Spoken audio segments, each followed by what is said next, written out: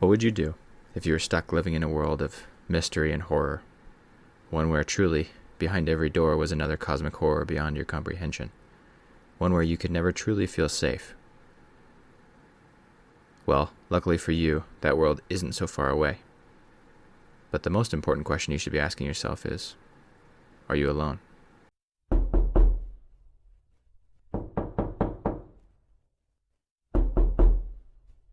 What would you do if you found out your apartment was living, breathing, draining you of your very essence, trying to kill you, trying to create something new from the corpse that you leave behind? In today's story, we'll explore this and see how our protagonist escapes.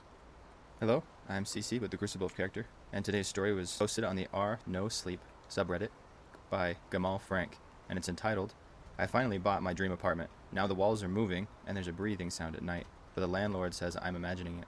And it starts like this. In this world, a lot of things can drive me insane, and routine is the only anchor that eases my mind. For years, it was the only thing that kept me sane. Wake up at 6 a.m., gym by 6:30, work by 8:30, home by 6 p.m., dinner at 7, in bed by 10. A perfect, predictable, controllable loop. It was my shield against a world I felt was constantly trying to chew me up and spit me out.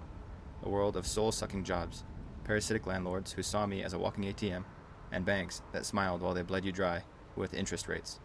I had one goal. One single obsession that fueled my rigid existence, to buy my own place. Not just a home, but a fortress. A sanctuary where I was the king, where the rules were mine, and where no one could leech off me ever again. After a decade of scrimping, saving, and living a life devoid of any real pleasure, I did it. I bought my dream apartment. It cost me nearly everything I had, a small fortune that represented my entire youth, but it was worth it. A corner unit on the 14th floor of a sleek, modern building, huge windows with a breathtaking view of a city skyline. It was my jewel. The culmination of my life's work. For the first 3 months, it was paradise. I would stand at the window in the evening, watching the city lights twinkle, and feel a profound sense of peace. I had finally made it. I was safe. That's what I thought anyway, until the breathing started. Because I live by such a strict routine, I noticed things, small changes, tiny deviations from the norm. And the first change was a sound. It would happen only when I was on the verge of sleep, in that quiet, vulnerable space between wakefulness and my dream. It was a faint sound, so subtle.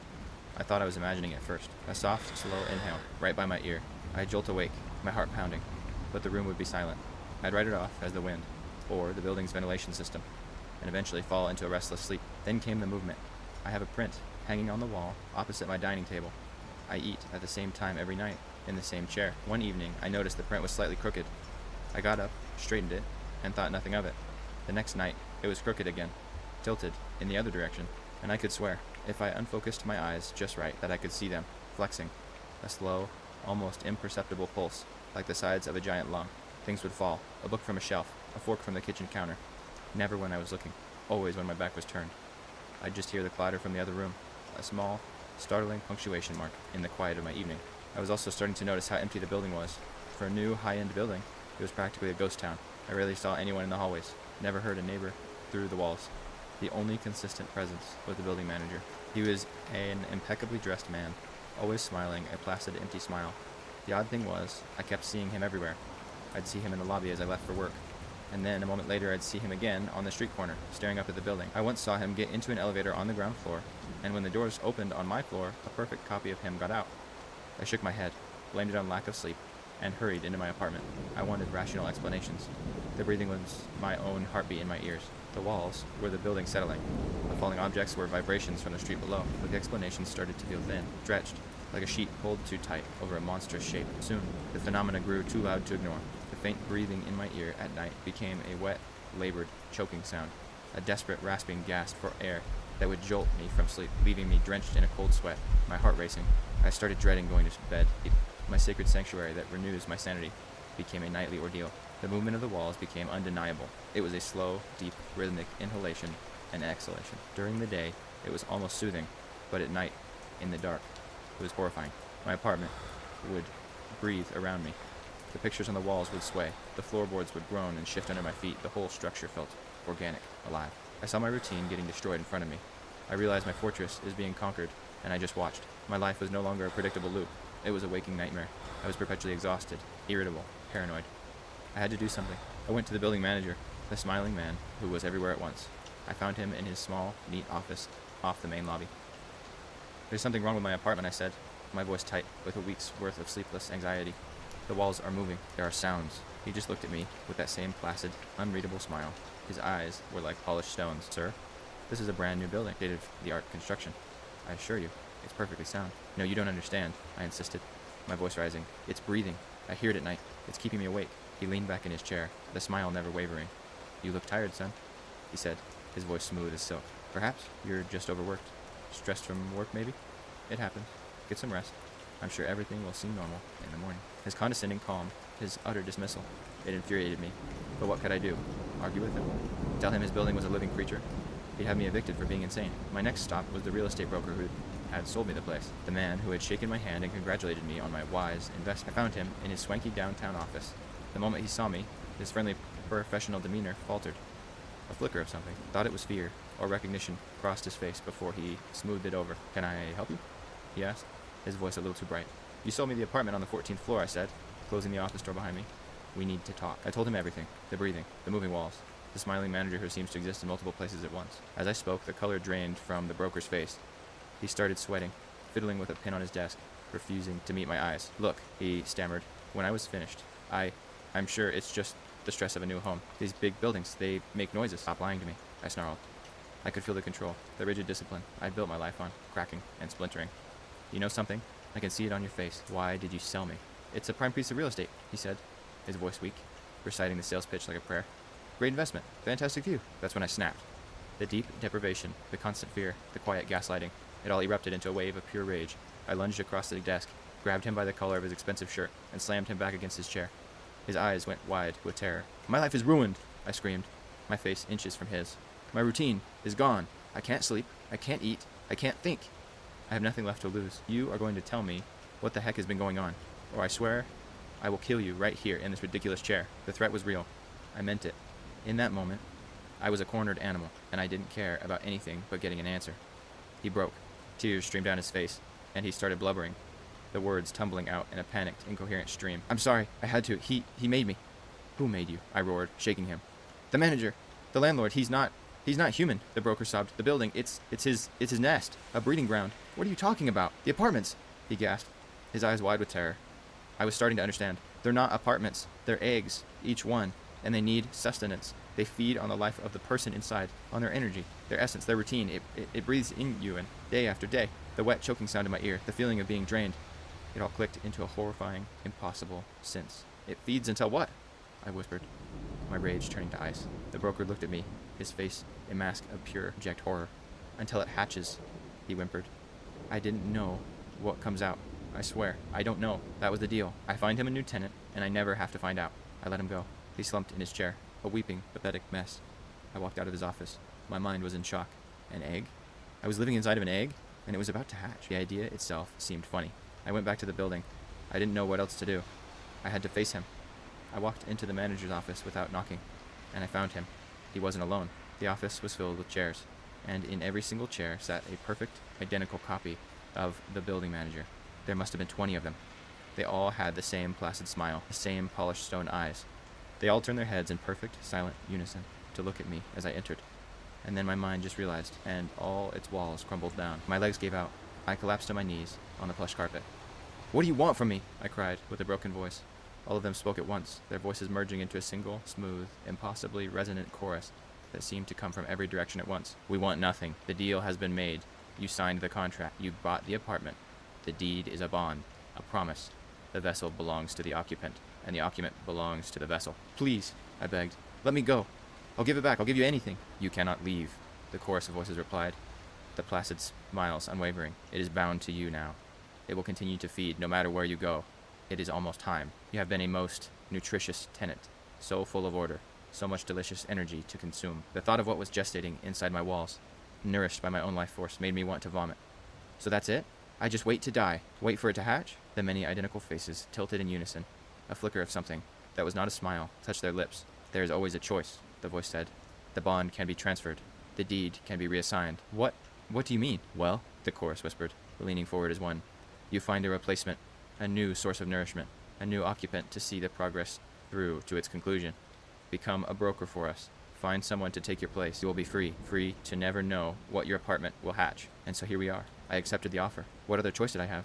I'm writing this post from a new office, a nice one, with a great view. My old apartment is pristine, clean, and empty, waiting. The breathing has stopped. For me, at least, I can sleep again.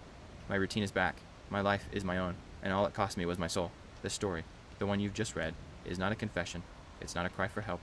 It's an advertisement. I know you, the person reading this late at night. You're like me.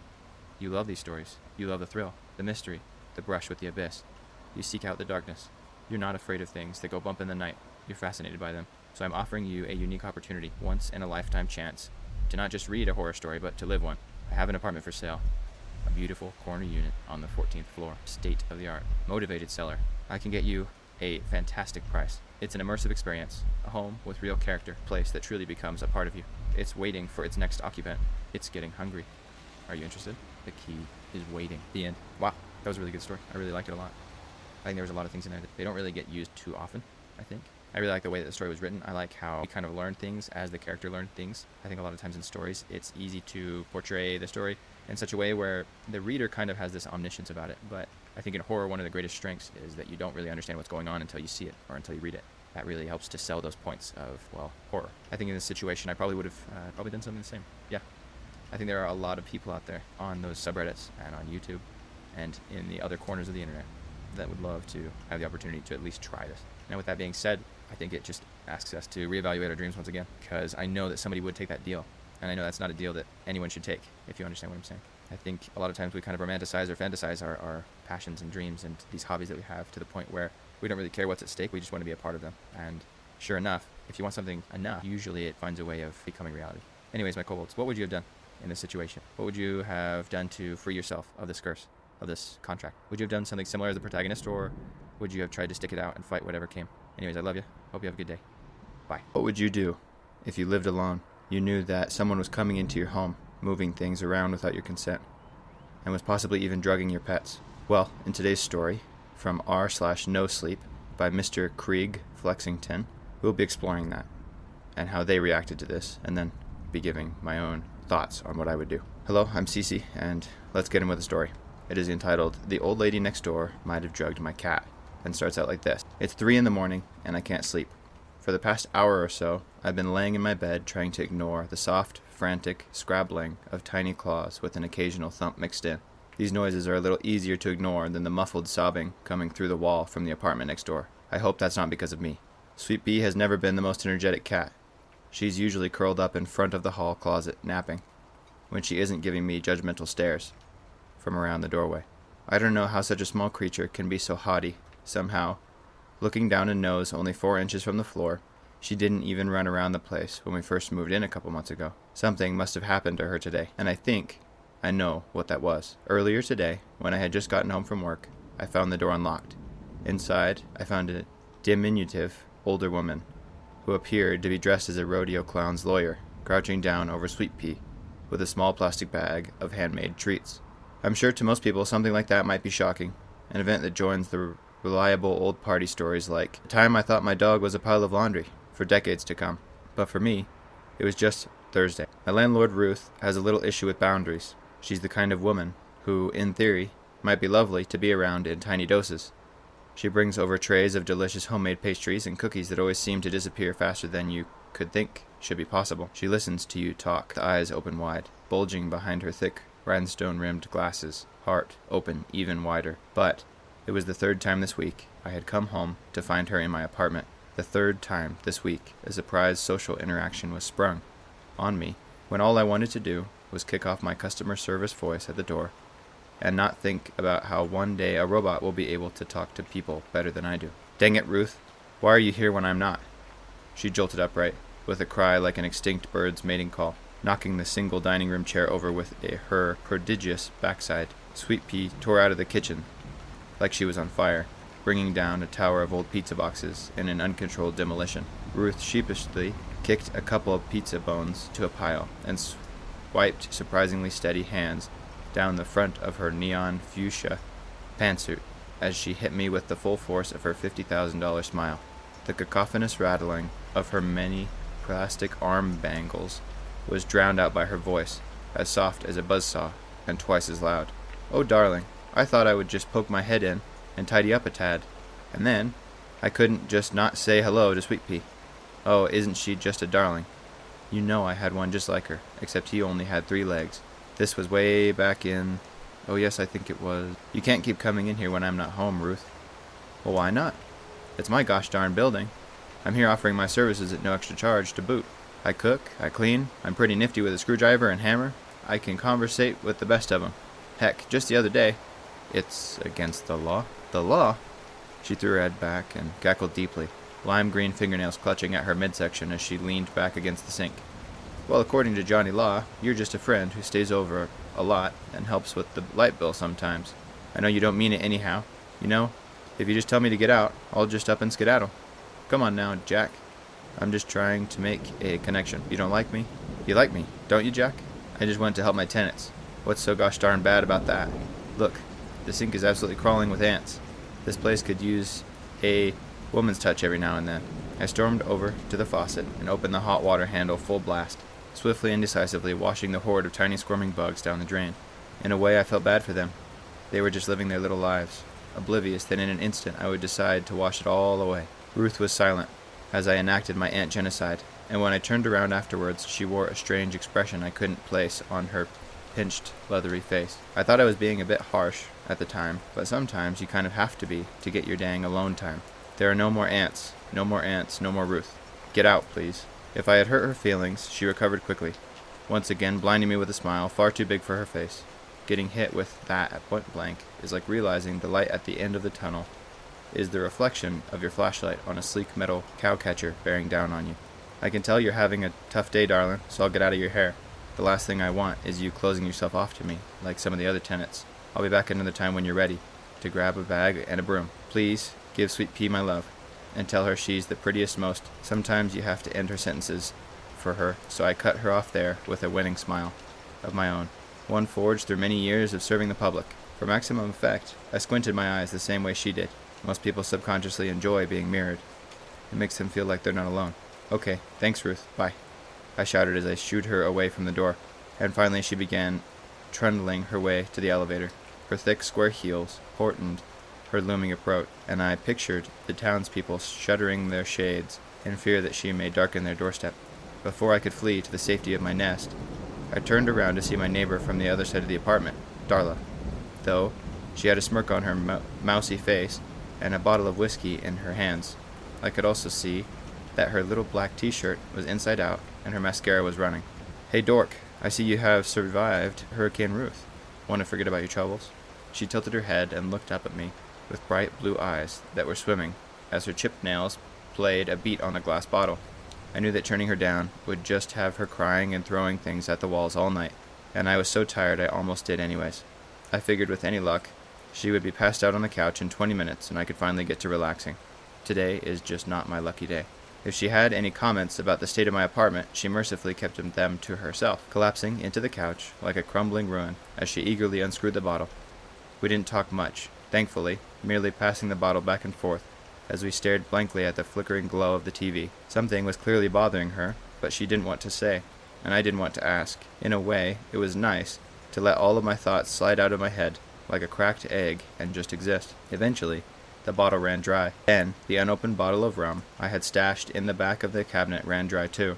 I don't remember what we said as she stumbled out of the door. As my hand fell from the knob and I turned around, I thought I saw her keyring sitting on the coffee table.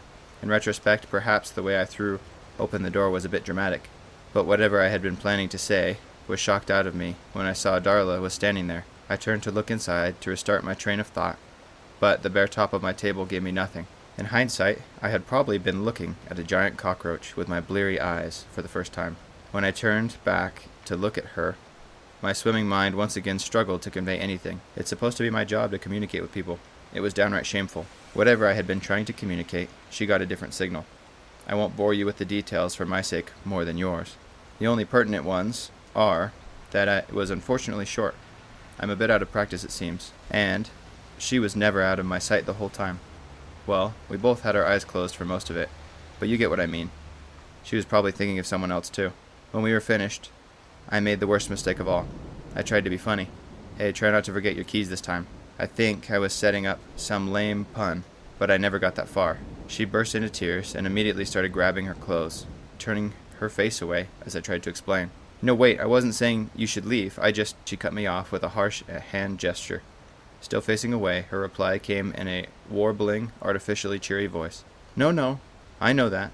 I just suddenly remembered something, and I have to go check it right now. She sniffled loudly and pulled her clothes on with jerky motions, slowly making her way towards the door.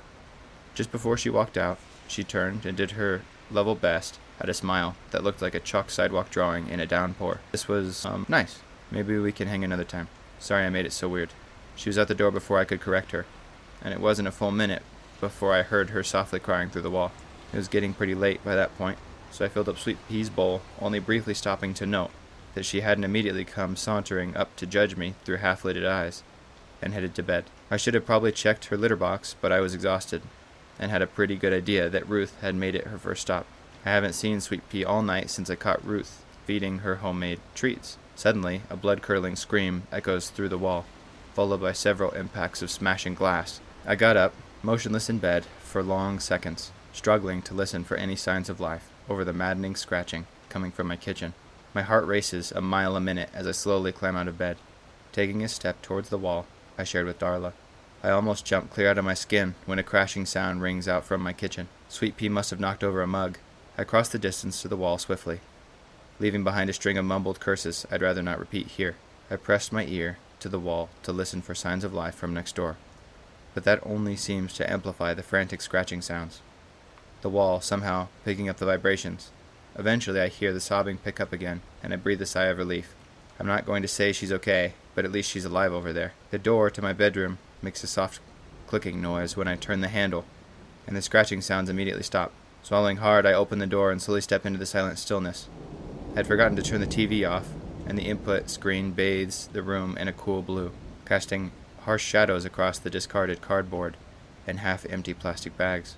The room is as still as you always hope a grave will be. The compressor in the AC kicks on, and a small styrofoam cup clatters to the floor, making my eyes dart to the sink.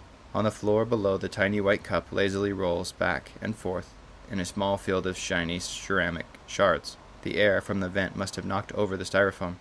But the mug? Sweet Pea knows better than to run around on the counter. I'm tempted to leave the mess for later, but I'll know I'll be stepping on it when I make my morning coffee.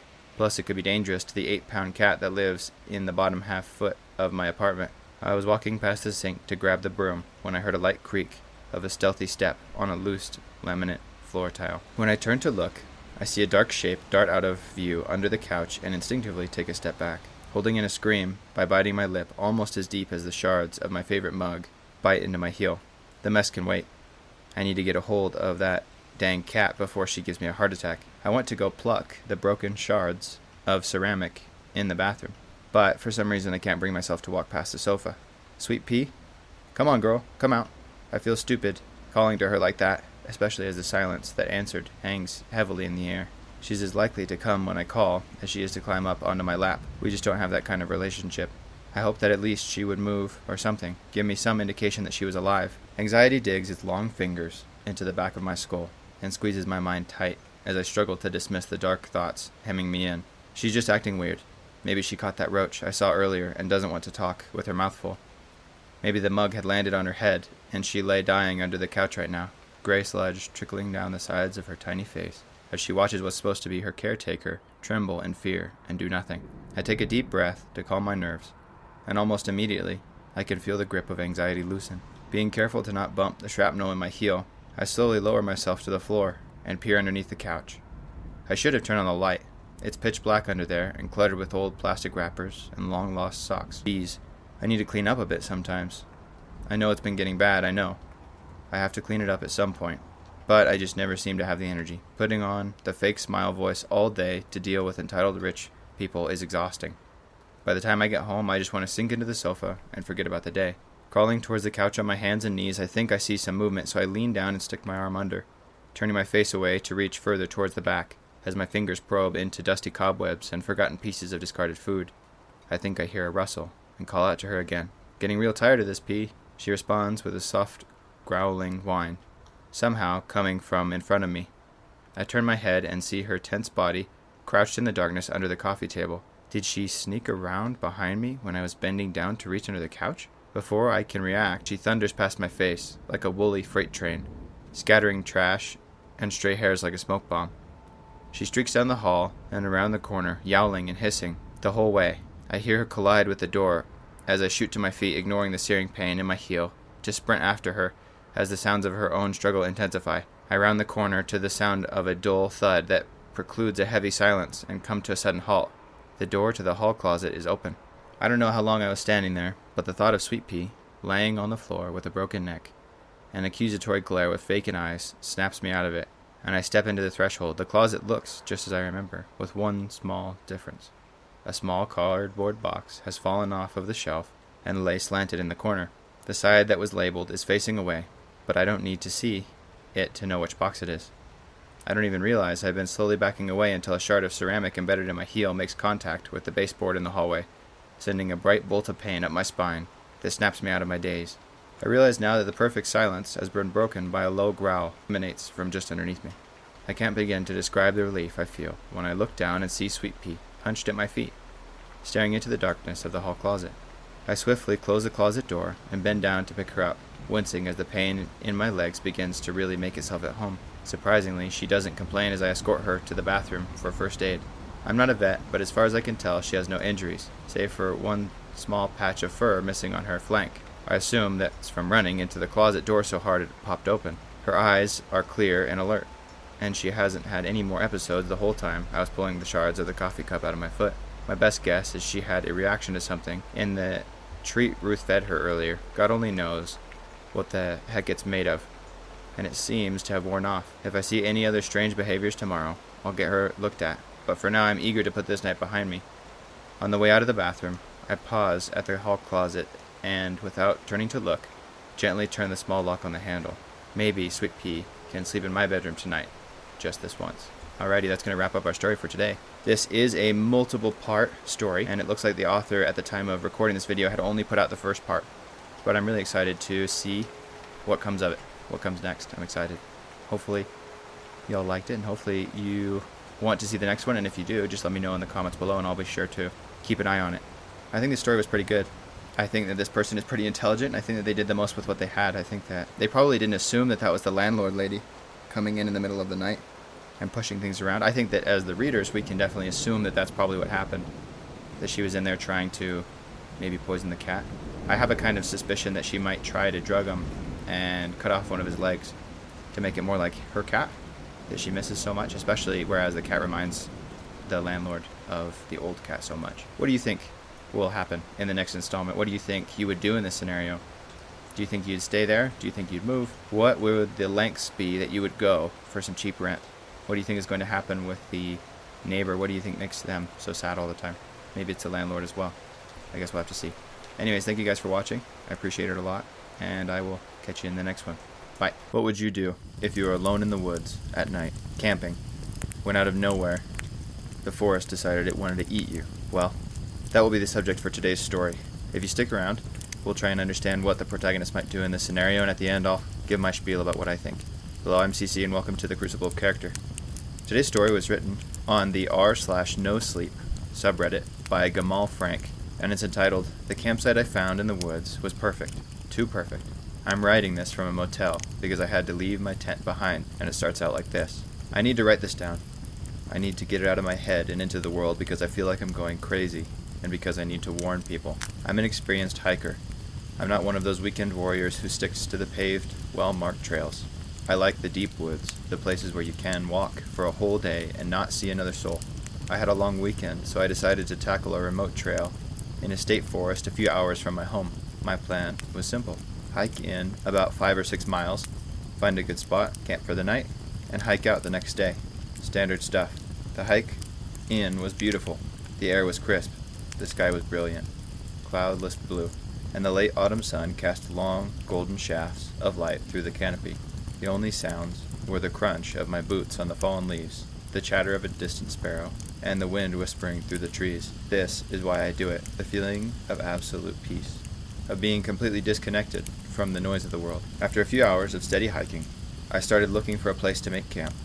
I was looking for the usual, a relatively flat spot, not too close to the trail, preferably with access to a water source, and then I found it. It wasn't just a great spot. It was a perfect spot. Unperfect. I stepped off the main trail, pushing through a thicket of ferns, and found myself in a clearing I can only describe as idyllic. It was a perfect circle, maybe 40 feet in diameter. The ground was covered in a carpet of short, soft, vibrant green grass that looked more like a meticulously manicured lawn than a patch of wild forest floor. And the trees formed a perfect, unbroken ring around the clearing. Tall, ancient oaks and pines stood shoulder to shoulder, their branches interlocking overhead like some kind of dome, leaving this single, perfect circle of green open to the sky. It was like something out of a fairy tale. A small, rational part of my brain registered how strange it was. Clearings in dense forests are rarely so symmetrical. The grass shouldn't be so uniform, so soft. But the overwhelming feeling was one of discovery, of incredible luck. It felt safe, protected. The circle of trees felt like a natural fence, a private room gifted to me by the forest itself. I dismissed my unease as my city dweller's cynicism. I had found the jackpot of campsites. I dropped my pack with a contented sigh and set to work. The tent went up easy, the stakes sinking into the soft earth with a satisfying thump. I gathered some fallen branches from just outside the clearing and built a small, neat fire pit in the center. Soon, a cheerful little fire was crackling away, warding off the evening chill. I cooked a simple meal of dehydrated chili and sat on my log, watching the flames dance as the sun set, painting the sky above the circle of trees in hues of orange and purple.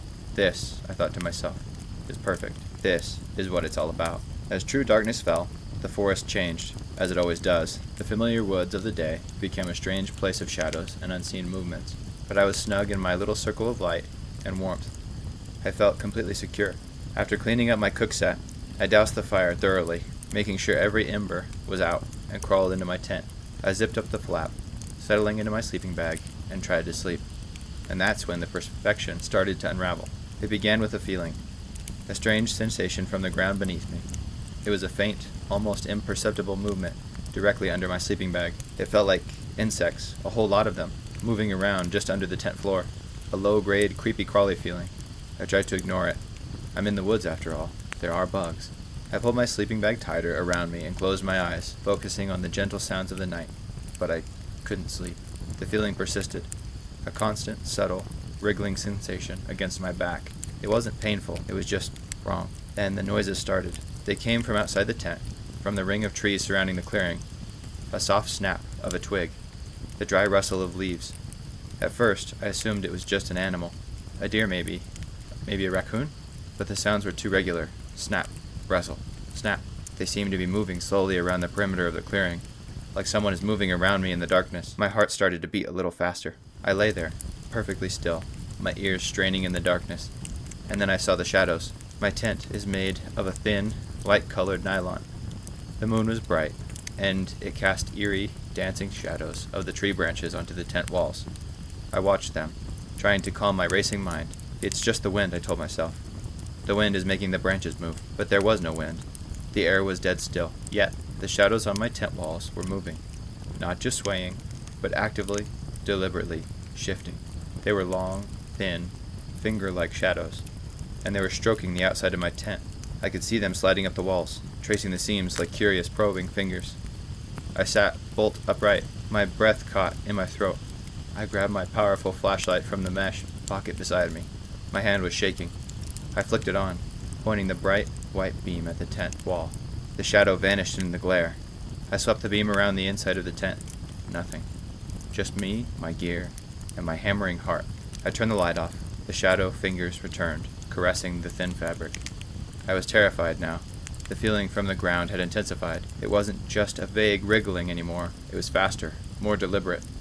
It had felt like 1,000 tiny needles tapping against the floor of the tent from underneath.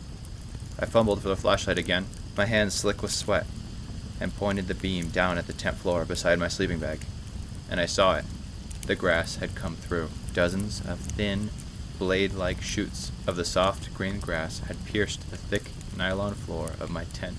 They were sticking up, maybe a half an inch, like a patch of freshly sprouted lawn.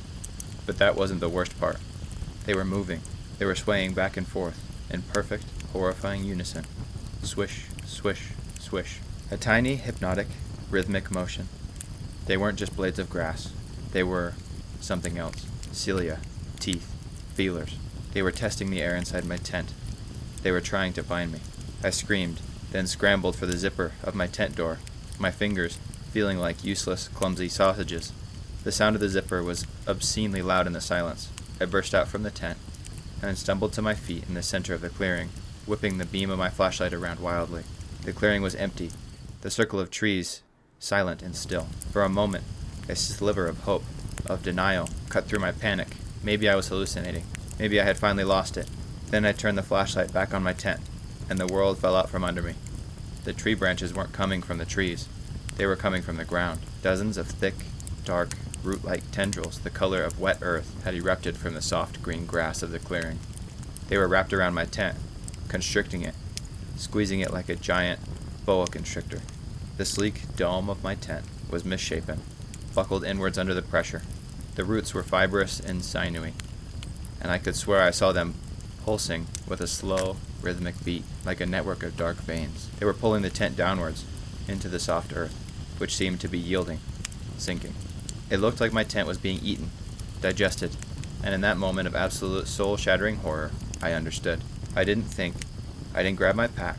I didn't try to save my expensive gear, my phone, my wallet. They were all in the tent. A tent that was currently being swallowed by the ground. The only thing I had was the flashlight in my hand and the clothes on my back. I ran. I ran for the gap in the trees that led back to the trail, my feet pounding on the soft earth. I felt strange, sucking sensation was with every step, as if the ground was trying to hold me back. I crashed through the ferns and onto the hard-packed dirt of the trail, and I didn't stop. The run through the forest was a blur of pure animal panic. The beam of my flashlight bounced and jittered, illuminating with a chaotic, terrifying slideshow of the dark tree trunks, twisted roots, and gaping black shadows. Every rustle of leaves was the creature, its tendrils slithering after me. Every shadow was its gaping maw. I ran until my lungs felt like they were on fire, until my legs were jelly, until I was sobbing and gasping for air. After what felt like an eternity, I saw it. A glint of reflected light through the trees. My car. The sight of that familiar man-made object was the most beautiful thing I have ever seen. I burst out of the woods and into the small gravel parking area, fumbling in my pocket for the spare key I always keep there. My hands were shaking so violently it took me 3 tries to get it into the lock. I threw myself into the driver's seat, slammed the door, and locked it. I sat there for a moment, my chest heaving, listening to the sound of my own rapid breathing. I jammed the key into the ignition, and the engine roared to life. A beautiful, beautiful sound of civilization and escape. I didn't look back. I drove all night, the adrenaline coursing through my veins, not stopping until the sun was up and I was hundreds of miles away. I'm safe now, I guess. I'm in a cheap motel room, but I'm not okay. I close my eyes and I see it.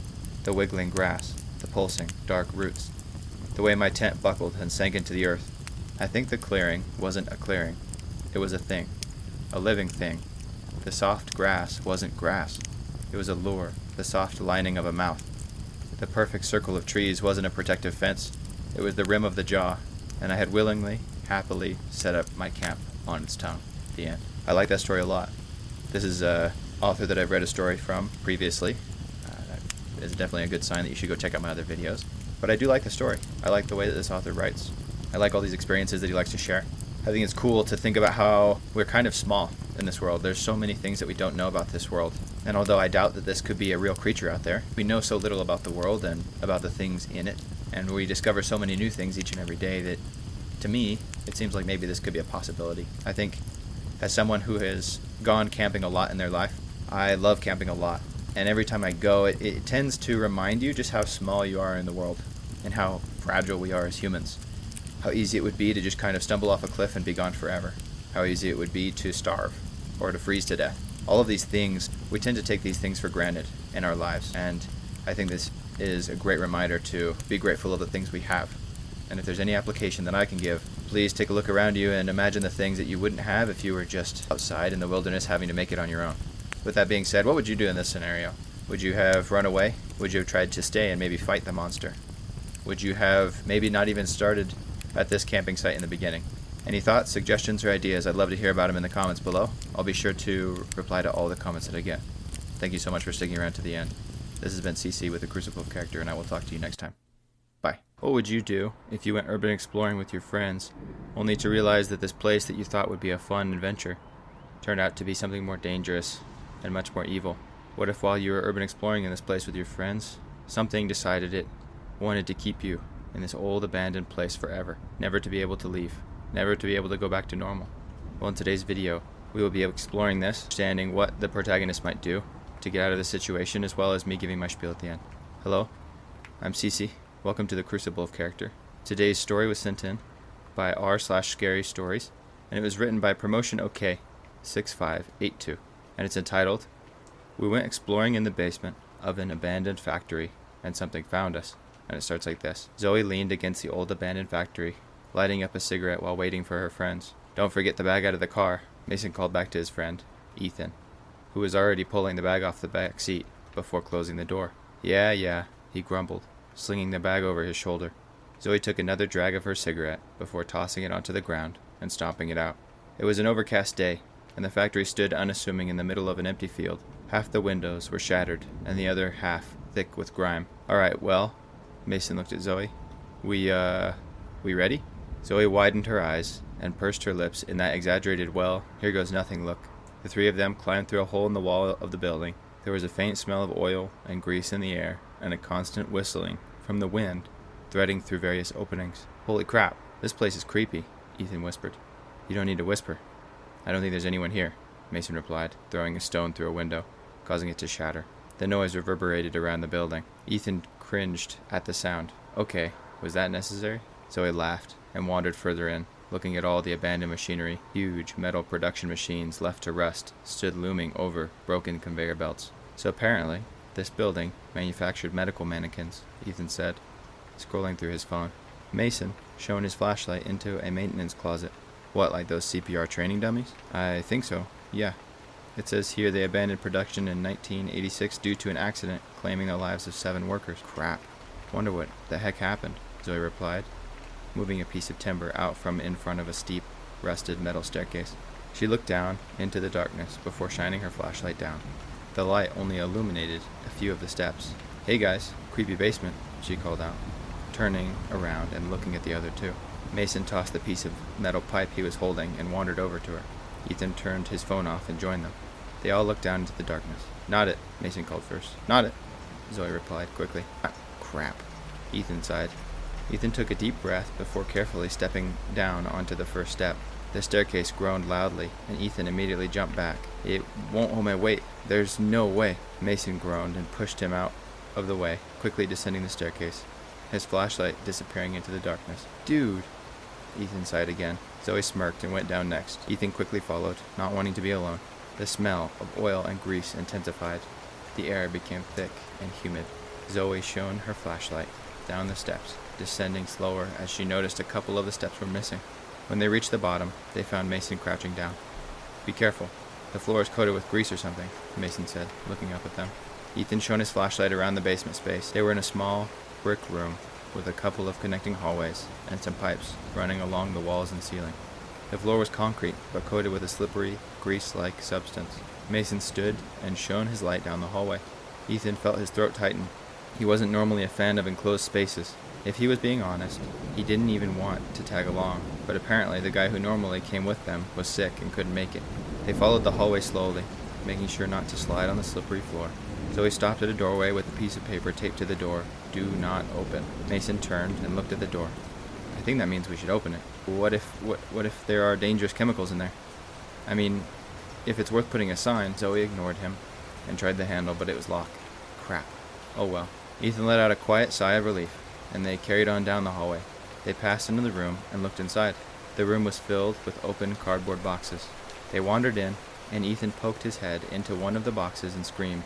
A pale face with unblinking eyes stared back at him. He stumbled backwards and fell into another box. What the crap happened?" Mason rushed to pick him up. Zoe burst out laughing, reaching into the box and holding up one of the CPR dummies.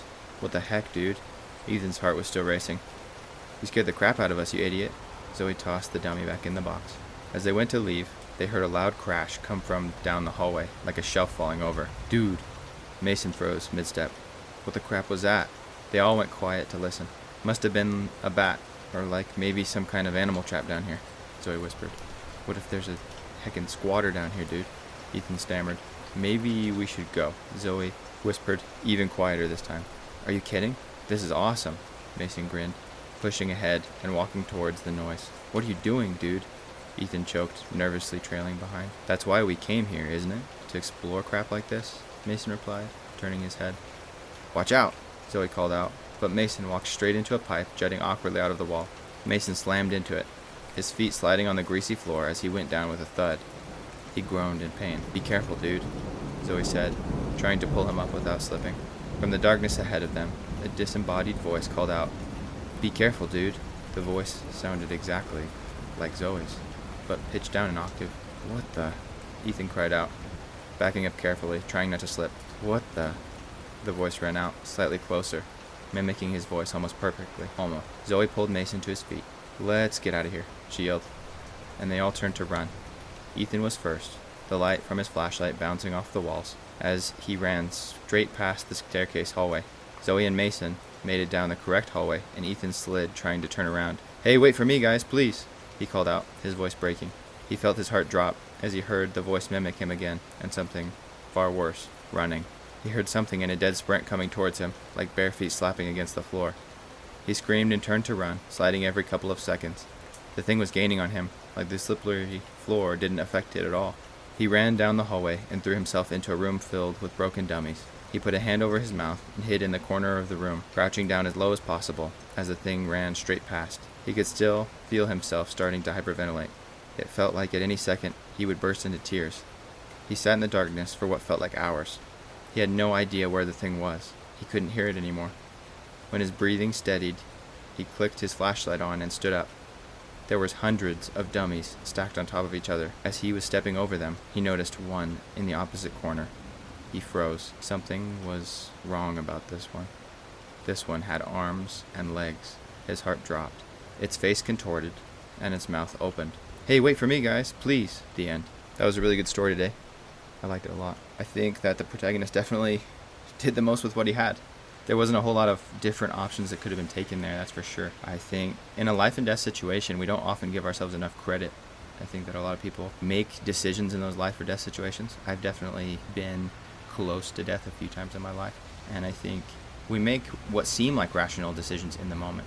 Like that one to just keep running and not kind of look out for the hallway that he needed to take, and that's fine. There's not really anything we can do to blame ourselves in those situations. I think if there's any standout that I would say or recommend to try and apply to our lives from this one, it's understand that in the worst of circumstances, you're trying your best, and you can't really blame yourself for making a rash decision in a time of immense pressure. I think that, as fun as urban exploring is, you got to be careful, because with how many stories there are of these creatures and things out there, it only needs one to be right for you to be dead. With that being said, thank you for tuning in to today's video. Hopefully y'all have been liking the daily uploads. I love y'all a lot. Please, if you enjoyed the video, please like and comment and subscribe.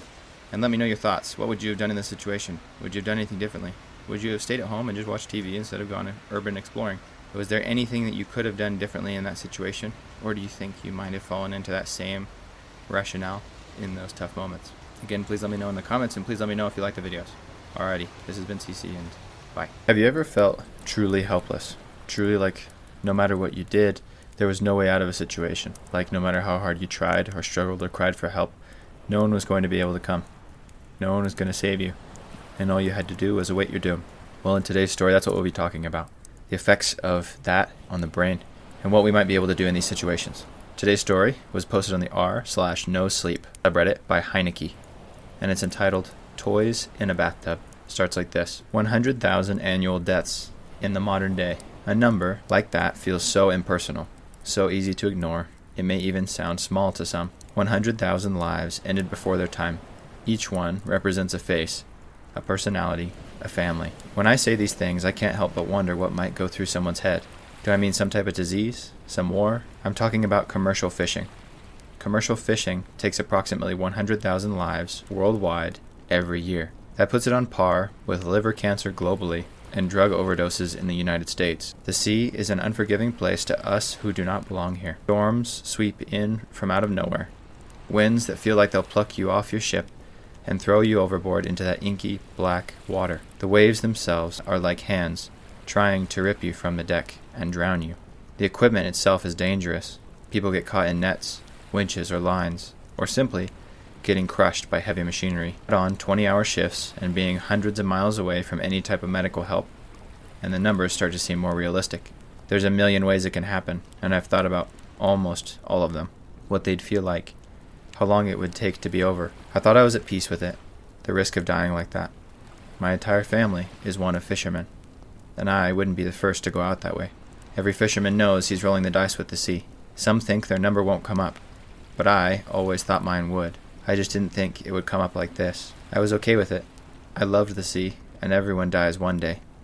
I was okay with dying in a way I knew that I understood. So why does the way I'm going to die have to be so incomprehensible to me? Why does the fate I've been given, the fate looking me in the eyes as I type this, need to be terrifying beyond my worst nightmares? Why couldn't I have just sunk? Why couldn't I have drowned or died of hypothermia? I'd even take the machinery over this. Tonight started with a struggle. The winds were rougher than usual. The waves crashed against the trawler hard enough to make me feel like I was captaining a toy boat in an unruly child's pool. It isn't a very large boat. Including myself, there are only 6 of us. Rather. I'm the senior deckhand, not an official position title. I've just been doing it the longest. It was business as usual. We were casting our lines into the raging sea. The deck pitched and groaned under our boots as we fought to work the nets. Salt spray lashed our faces, and every other second the bow slammed down into the trough of a wave with enough force to make my teeth rattle. I shouted at the gentleman to keep the line clear, but my voice was swallowed by the howling wind. He scrambled to untangle the net before the winch pulled it taut and dragged him straight to the rollers. The sea doesn't care how careful you are. A loose loop of rope can tighten like a noose around your leg in an instant. 1 second, you're on deck. The next, you're yanked overboard and gone. The winch shrieked as it strained, hauling up a heavy, sodden mess from the black water. The nets whipped and swung like a battering ram, each swell threatening to slam them into the railings or one of us. The men braced and cursed, their rain gear slick with seawater, their hands raw from the fight. We worked like that for what felt like hours, each of us soaked through, every muscle screaming, and still the storm raged, waves hammering us until I wondered how long the trawler could endure it. That was when I saw Anders, the veteran of the crew, a man who had 30 years at sea behind him, lose his footing. He hit the slick deck hard, slid toward the edge, and before anyone could grab him, a wave came roaring across the bow. He should have been fine. I swear I checked his safety line, yet through the thick droplets of rain, I could see he was clearly untethered. He should have been fine. Cold and wet from the wave, sure, but fine. Instead, he vanished over the side, as if the ocean had claimed him deliberately. We ran to the rail, calling his name, but there was nothing. Only boiling, black water, lit in flashes by the running lights. For a long moment, nobody spoke. We all knew, once the sea takes someone in weather like this, they don't come back. Then, the greenhorn turned to me, his face pale under the spray. Why wasn't he clipped in? I opened my mouth, but nothing came out. I had clipped him. I was sure of it. Weren't I? The captain's eyes lingered on me a moment longer than I could stand before he looked away. Back to your posts, he barked, though his voice cracked with something that wasn't command. We stumbled back into place, but I could feel the eyes of the others linger on me. It was my fault. And then, just as suddenly as it had risen, the storm died. Not eased, not drifted away like storms normally do. One heartbeat, the wind was screaming in my ears. The next, there was nothing. The ocean flattened out beneath us like a sheet of dull, gray glass. Even the trawler seemed confused. The hull groaned as if it didn't know how to float without being battered. I don't mean the sea became calm. It was more than that. There wasn't a single ripple. The air was stagnant like old pond water. The only movement was the ship, chugging steadily forward in its course. It was as if time itself had stopped to hold its breath. One of the crew broke the silence. "Captain?" His voice cracked, thin in the stillness. We all turned towards the old man, waiting for reassurance, for some kind of explanation. But the look in his eyes told us the truth.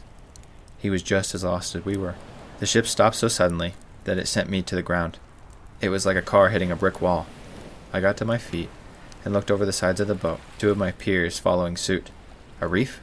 the greenhorn said. I answered him, "Not likely. We're in deep waters." It took a moment for me to spot them. They were partly under water. 4 distinct shapes clung to the underside of the boat, gray and wrinkled, with shell-like ridges across them, fingertips, impossibly large yet unmistakable. The boat was being held in place from underneath. My throat tightened. "Whoa, what is that?" I whispered, though no answer came.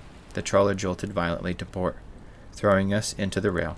Then it swung back to starboard, just as suddenly. The whole vessel groaned in protest as we were whipped side to side, sudden, jerking motions, like a child thrashing a toy. We panicked. The captain called for the lifeboats, and we complied to the best of our ability, trying to move through what felt like a Category 10 earthquake towards our slim chance at salvation. The creaking intensified, and we felt a new direction of pull, down. The entire vessel was being pulled under, and not slowly either. We scrambled desperately for the lifeboat. The greenhorn made it, then the mechanic, then the other 2 deckhands. I was last. I still hear the splash of the oars in my head, frantic, uneven, as if they couldn't get away fast enough. But the shaking, the thrashing was so violent. The winch broke loose from its restraints and swung at my head. A blur of rusted steel, a crack like thunder in my skull, and then nothing. The last I remember was seeing white and black. I was shocked to wake up at all. Least of all, on the same boat. It hadn't sunk, but the crew was nowhere to be seen. Neither was the lifeboat. I didn't blame them for leaving me. They probably thought I was already dead, and even if I wasn't, the time it would have taken them to drag me on board would have been more than they could afford, and I'm sure the blame for Anders was fresh in their hearts. The thrashing had stopped. Everything was still again. I took note of how calm the ocean had become. It was smooth as glass, not a ripple to disturb the murky gray water. I've never seen it like that before today. The boat drifted, but I swear the water beneath us wasn't empty. The glassy surface bulged now and then, like something huge was shifting far below. I tried the engine. It works, but the boat refuses to move. The prop churned, but the boat stayed still. I tried the radio. It works too, but I can't get any response. Only the static that hissed back at me. I've never felt so alone. I almost wished the winch had killed me. And then, I wouldn't be the only one left to hear it. I've tried everything I could think of to get home, but nothing's worked. Eventually, I just took the last beer from inside and sat down on the deck, watching the sun go down on a glass sea. I thought about my life, my childhood growing up in Maine, summers chasing fireflies in the backyard, pockets full of sea glass from afternoons on the shore, autumn mint apples so crisp they snapped in your teeth, and the leaves that set the hills on fire. Winters were brutal, sure, but they came with snow forts taller than I was, skates scratching across the frozen ponds, and hot cocoa waiting at home. Long springs when the rivers rushed and the first green broke through. It was bittersweet, remembering such happy things at a time like this. I finished the last of my beer, savoring it, as the now lukewarm liquid rushed down my throat. The sun had been down for a while now. I turned around towards the back of the ship, only to freeze in place. My blood ran cold, and I blinked, desperately trying to wake from whatever nightmare I was trapped in. It was sitting in the ocean, like how a child sits in a bathtub, legs pulled into its chest, arms wrapped around them. Its eyes were bright green and wide, like trash can lids. They peeked at me from behind its pale, almost translucent skin. I could see veins like blackish purple roots sneaking through its body. It looked thin for its size, but judging from what I could see of it above the waters, it was easily larger than my boat, large enough to flip it over like a toy, a starving giant. It's been hours now, hours of an unending staring match with death. I've written this in the hopes that someone will find it, so I can tell people about what's out here. Wherever I am, it isn't a place meant for us. A few minutes ago, it opened its mouth, and it hasn't shut since. I can see shattered blanks lodged between its teeth, jutting out from its pallid gums, and other things too. Chunks of what look like meat and clothes that I can recognize. I'm afraid to turn my back on it, but this crushing fear, this mountain of anxious waiting, it's more than I can bear. If this is how I go, then I'll keep what dignity I can. My plan was to confront it, the same way I once stepped into the sea as a boy, not knowing how deep it ran. But before I could take a step, the water began to bulge again. Not once, but dozens of places, all around the boat. The glassy sea cracked open like thin ice, swelling and breaking as shapes moved beneath. It was never just one. If someone finds this, don't come looking. I have no hope left. Only this warning. Don't follow. The ocean isn't empty. It's a lid, and the things below aren't always sleeping. The end. That was an amazing story. I really liked it. I really do like that kind of existential dread that comes from this story. It kind of really reminds me of Call of Cthulhu, I think is what the official name of it is, and how there is that boat that kind of goes out after it in the story. It kind of reminds me of that in the sense that there is a lot of things out there that we just don't understand. There's a lot of things out there that we have not explored, and like I've said before on some of my other videos, if you go out and about not prepared to find the trouble that you might encounter, well, then you might want to double check on going out and about. I really appreciate the author and their ability to kind of convey the emotion more than just details on a page. It's emotion, you know. I think that this person kind of really experienced remorse, almost that dread that comes from knowing that you're going to die. There's been a few times in my life where I've been so close to death, and although I wouldn't wish that on anyone to be that close to death, it is such a unique experience because, you know, kind of like in the story, you really get to reminisce about a lot of the better parts of your life. You get to think about who you are and who you wanted to be if you had more time. I think it gives you another chance, almost. And so in that way, I wish everybody would get that chance, that opportunity to see their life and to take it as though they have been given another chance. Because if somebody walked up to you and told you that you could either die or take your life by the reins, I mean, there's an obvious answer, right? It's almost like that scene from Fight Club when he goes and he robs the gas station and pulls the guy out and he takes the license, and basically he says if you aren't on your way to following your dreams, and I think it was 2 weeks, then he'd kill him. And so the guy went from being a gas station attendant to hopefully being a veterinarian, I think was his dream. If there's anything that I would hope to apply from this, it's to take a good look at our lives and make sure that we're on the course that we'd be proud of. Make sure that if we were ever faced with this dread, that we could honestly look it in the face and say, you know what? I did all that I could, and I did all that I wanted to, and I did what I wanted to be. I am who I wanted to be. Anyways, guys, if you have any comments, thoughts, concerns, questions, or if you just like the video, I'd appreciate a like, a subscribe, and a comment. Please let me know your thoughts on these videos and if there's anything that I should change. Appreciate everything from y'all. I appreciate how the last video got over 100 views. Thank you all so much. And anyways, this has been CC with the Crucible of Character, and I will talk to you next time. Bye. Well, it looks like you survived today's compilation of mysterious Reddit stories. I'm grateful for your time. I appreciate it. I know that these videos can be long, but if you made it this far, that clearly means that you enjoy them. And you truly don't really have any reason not to subscribe and like and comment what you might have done instead in these stories. Again, if you subscribe, then you'll be sure to not miss the next video or compilation that will be released. This is the first compilation that I've done, and I hope to do them every 5 videos. That way, for those that have an hour to sit down, they can watch them. Or for those that have 10 or 20 minutes, they can sit down and watch them, and no one feels like they've missed anything. I'm CC with the Crucible of Character, and once again, thank you so much. I love you all. Bye.